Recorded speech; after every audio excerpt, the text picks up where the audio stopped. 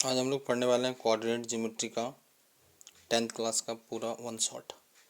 ठीक है, तो चालू करते हैं। सबसे पहले coordinate geometry. Okay, coordinate geometry. ठीक है, सबसे पहले इसको अंदर जो पढ़ते हैं उसका नाम है कोऑर्डिनेट सिस्टम। अब ये कोऑर्डिनेट सिस्टम क्या है इसको आप समझिए। जैसे मान लीजिए आपको तो पता ही, this is X, this is X dash, ये वाई और ये Y dash. This is a first quadrant, ये सेकंड, ये थर्ड और ये आपका फोर्थ। और ये पॉइंट ऑरिजिन माना 0,0।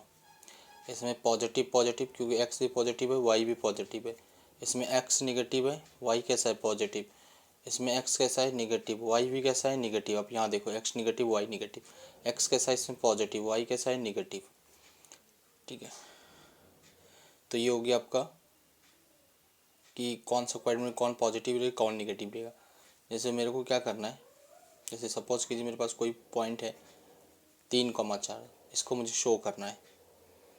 तो अपन अगर 3,4 को शो करें तो कैसे शो करेंगे, तो आपको पता है 3,4 दोनों फर्स्ट क्वाड्रेंट के हैं, दोनों फर्स्ट क्वाड्रेंट के। तो आप जब इसको शो करेंगे तो आप एक्स पे कितना चलेंगे, एक्स पे 3 चल गए और वाई पे कितना चलेंगे 4। ठीक है, तो ये दूरी हो गया 3 और ये दूरी हो गया आपका 4। तो ये पॉइंट क्या कहलाएगा, ये पॉइंट कहलाएगा 3,4। ठीक है, 3,4। अच्छा, ये जो दूरी है, अगर मैं आपसे पूछूं पॉइंट से एक्स एक्सिस की दूरी, पॉइंट से एक्स एक्सिस, ये ना आपका एक्स एक्सिस, पॉइंट से एक्स एक्सिस की दूरी कितनी है 4। अगर मैं, अच्छा ये दूरी कितना होगा, ये दूरी भी 3 होगा। अगर पॉइंट से वाई एक्सिस की दूरी पूछें तो कितना है 3। ये पॉइंट है, इससे वाई एक्सिस, ये वाई एक्सिस, इसकी दूरी 3 है। ये पॉइंट है एक्स एक्सिस, ये एक्स एक्सिस है, ये एक्सिस की दूरी पूछें तो 4। तो ऐसे क्वेश्चन आते हैं, है ना।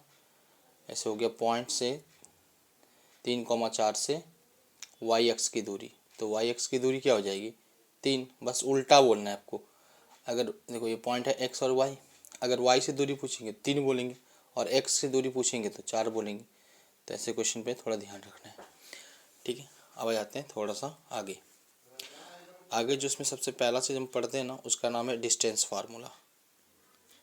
ओके, अब ये डिस्टेंस फार्मूला सबको पता होगा। डिस्टेंस फार्मूला में क्या करते हैं हम लोग कि मेरे पास 2 पॉइंट है, एक का नाम है, मेरे पास 2 पॉइंट है, एक का नाम है P और एक का नाम है Q। इसके कोऑर्डिनेट होते हैं x1, y1, इसके कोऑर्डिनेट होते हैं x2, y2। और जब हम दोनों के बीच की दूरी PQ निकालते हैं तो अंडर रूट में x1 माइनस x2 का whole square plus y1 minus y2 का होल स्क्वायर। अच्छा, खास बात क्या है कि आपको ये फार्मूला में सिर्फ इतना ध्यान रखना है कि पहले में पहले घटाएंगे, दूसरा में दूसरा घटाएंगे। ये हमेशा आपको ध्यान रखना है, पहला में पहला घटेगा, दूसरा में दूसरा घटेगा। ठीक है, जैसे मैं आपका सामने क्वेश्चन लेता हूँ, जैसे ए है, ये बी है, ये कोऑर्डिनेट मान लीजिए किसी ने लिया ए कॉस थीटा 0 और ये कोऑर्डिनेट किसी ने लिया 0, ए साइन थीटा। तो आपको बस इतना ध्यान रखना है, फार्मूला भूल भी जाते हैं तो कोई टेंशन नहीं, पहला में पहला घटाना है। तो ए कॉस टर्म 0 घटेगा तो क्या बचेगा, ए कॉस थीटा ही होल स्क्वायर।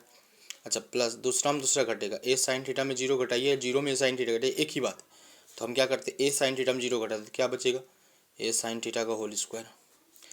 और जब अपन एलसीएम करेंगे तो ए स्क्वायर कॉस स्क्वायर थीटा ये बन जाएगा ए स्क्वायर साइन स्क्वायर थीटा, दोनों से कॉमन क्या आएगा ए स्क्वायर, क्या बचेगा cos square theta plus sine square theta. इसका वैल्यू पता है 1 होता है, तो अंडर रूट ए स्क्वायर माना ए इसका आंसर हो गया। ओके, अब डिस्टेंस फार्मूला के बाद जो अगला फार्मूला होता है ना, उसका नाम है सेक्शन फार्मूला। ठीक है, सेक्शन फार्मूला, सेक्शन फार्मूला को ही हम क्या बोलते हैं, डिवीजन फार्मूला। डिवीजन फार्मूला, हाँ ये 2 प्रकार के होते हैं, इंटरनल और एक्सटर्नल, बट आपके सिलेबस में भी इंटरनल डिवीजन है तो अपन पढ़ेंगे इंटरनल डिवीजन। अभी इंटरनल डिवीजन क्या है, मान लीजिए कोई ए और बी लाइन है जिसके कोऑर्डिनेट आपने x1, y1 ले लिया और इसके कोऑर्डिनेट आपने x2, y2 लिया और बीच में कोई पॉइंट P आया जो इन दोनों को m/n में डिवाइड कर दिया और ये आप कोऑर्डिनेट x, y, तो मुझे x, y ही निकालना है। ठीक है, तो मैंने क्या बोला कि ए बी कोई लाइन ज्वाइनिंग है और पी कोई पॉइंट है जो ए बी को अंडर से डिवाइड करता है, तो this is a internal division. तो मुझे किस रेशो में डिवाइड कर रहा है, एम एन में, तो मुझे एक्स को वाई निकालना है। तो एक्स के टाइम पे सिर्फ आपको एक्स पे ध्यान देना है, तो एम गुना एक्स टू, एम गुना एक्स टू प्लस एन गुना एक्स वन बटे में इन दोनों का सम। हमेशा एक्स के टाइम पे आपको एक्स को लिखना है, वाई का एंट्री नहीं करवाना। अब वाई की बात करें तो वाई का टाइम पे वाई लिखिए, तो m y two plus n y one upon में एम प्लस एन। तो मैंने आपको यहाँ पर क्या समझाया, ये समझाया कि अगर आप एक्स की बात करोगे तो सिर्फ एक्स की ही बात होगा, वाई इसमें नहीं होगा, और वाई की बात करोगे तो सिर्फ वाई होगा, एक्स की एंट्री नहीं होगा। यूँ ऐसे गुना करना, m y x two m x two n y x one, m x two n x one बटे में इनका सम, रेशो का सम। ठीक है, तो कभी कभी ना आपके सामने रेशो नहीं दिया रहेगा, तो उसमें रेशो का आप लेमडा रेशो 1 एज्यूम कर सकते हैं। तो ये हो गया सेक्शन फार्मूला। अच्छा, सेक्शन फार्मूला में एक खास बात होता है जिसमें हम पढ़ते हैं अपन मिड पॉइंट फार्मूला। अब ये मिड पॉइंट फार्मूला क्या है कि मान लीजिए अगर ये कोई लाइन है, इसका नाम ए और इसका नाम बी, और अब की बार पी ने बिल्कुल बीच में डिवाइड किया है, तो बीच में डिवाइड किया तो ये मिड पॉइंट फार्मूला बनेगा।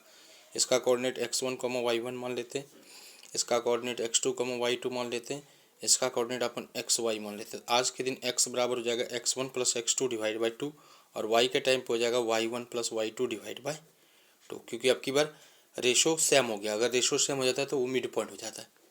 ठीक है, रेशो सेम हो जाएगा तो वो क्या हो जाएगा, मिड पॉइंट। अब आगे चलते हैं।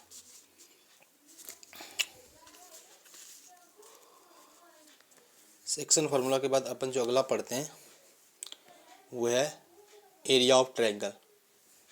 ठीक है, area of triangle. Area of triangle, जैसे मान लीजिए मेरे पास कोई ट्रायंगल है, ए है, ये बी है, ये सी है। इसके कोऑर्डिनेट अपन ने x1 y1 ले लिया, इसका कोऑर्डिनेट x2 y2 ले लिया, इसका कोऑर्डिनेट x3 y3 ले लिया। और अगर मुझे area of triangle A B C निकालना है तो अब डायरेक्ट फार्मूला, कहीं देखो इसमें क्या ध्यान रखना पड़ता है ना कि आपको हमेशा x लेना है और घटाना किसको है, y से। और कैसे लेना है, एंटी क्लॉकवाइज, मतलब बिल्कुल यूँ लेना है। ठीक है, यूँ यूँ। तो आपने क्या किया, हाफ लिखा पहले। आपने सपोज करो ये x1 लिया, जैसे ही x1 लिया इसको भूल जाना है, इसको भूल जाओ। जहाँ से आपने x लिया उसको उस चीज़ को भूल जाओ, जहाँ से x लिया वहाँ से सब भूल जाओ। आप यहाँ से स्टार्ट करो, आप लेंगे x को, घटाएंगे y से। कैसे घुमाएंगे, एंटी क्लॉकवाइज। आपने यहाँ से x लिया, इस कोऑर्डिनेट को भूल जाओ, यहाँ से घटाओ y1 minus y3, y2 minus y3। Okay. अच्छा, अगले स्टेप में क्या होगा, अगले स्टेप में प्लस। अब की बार आपको क्या लेना है, मैंने क्या बोला, एंटी क्लॉकवाइज घूमना है, उल्टा मत घूम जाना इधर से। अब की बार अगर आपने x2 लिया तो x2 लेते हैं, ये वाला कोऑर्डिनेट भूल जाओ, क्या घटेगा, y3 माइनस 1 हो जाएगा, y3 माइनस y1 प्लस।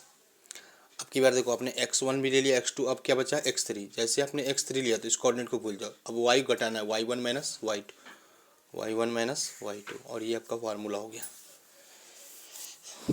ठीक है, तो हमने क्या किया, हमने x को लिया, तो x को लेते इसको पूरे भूल जाओ, घटाना किसको है, y को। फिर आपने अगर x2 ये वाला लिया तो ये वाला घटाना पड़ेगा, और x3 लिया तो फिर ये और ये घटाना पड़ेगा।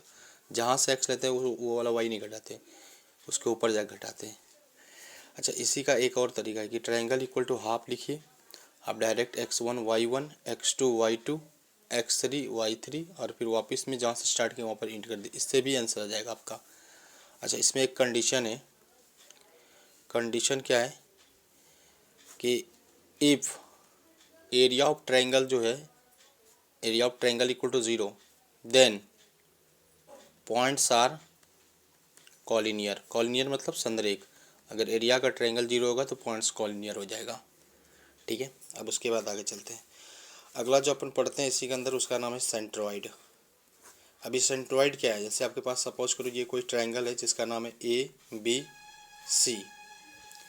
ठीक है, इसके कोऑर्डिनेट आपके पास x1 y1, इसके कोऑर्डिनेट x2 y2, और इसके कोऑर्डिनेट x3 y3 है। तो सेंट्रॉइड बिल्कुल बीच में होता है। अच्छा, सेंट्रॉइड बनते कैसे, मीडियन से बनते हैं। अगर आपने ये मीडियन डाल दिया ना, मीडियन, तो ये मीडियन हो गया। मीडियन क्या करेगा, ट्रायंगल को दो हिस्सा में बांट देगा। ये मीडियन है, ये मीडियन ट्रायंगल को दो हिस्सा में बांट देगा। और अगर मीडियन, ये मीडियन है, आप हमेशा याद रखिएगा सेंट्रॉइड बनता है मीडियन से। और जब मीडियन से बनता है तो जी क्या करता है, मीडियन को 2:1 में बांटता है ना, 2:1 में। हमेशा जिधर वर्टेक्स होता है उधर उसका रेशो 2 होता है, तो 2:1 में बांटेगा। तो खैर हमको इससे कोई मतलब नहीं है, हम तो सीधा जी बराबर फार्मूला लिखेंगे, एक्स वाला को जोड़ो, x1 plus x2 plus x3 divide by 3, y1 plus y2 plus y3 divide by 3। तो ये आपका हो गया सेंट्रोइड का फार्मूला। बस आपका सिलेबस ओवर हो गया। इस पर एक एग्जांपल दिखा देते हैं। जैसे क्या है, सपोज करो मेरे पास कोई ट्रायंगल है ABC, हमने क्या किया, यहाँ पर पॉइंट ले लिया 1,2, यहाँ ले लिया 3,4 और यहाँ ले लिया मैंने 7,6 और किसी ने पूछा जी बताओ। तो आप क्या करोगे, एक्स जोड़ोगे, 1 प्लस 3 प्लस 7/3 और अगले स्टेप में 2 प्लस 4 प्लस 6/3। इसको सॉल्व कर लेना। तो ये कितना हो गया, 7 3 10 11/3, 6 4 10 2 12/3। लो आंसर आ गया आपका सेंट्रोइड का। तो वन शॉर्ट वीडियो देखने के लिए आप मेरे चैनल को सब्सक्राइब कर सकते हैं। अब इसके पे जो क्वेश्चन है वो मैं आपको अगले वीडियो में करवाऊँगा। Thank you watching my video.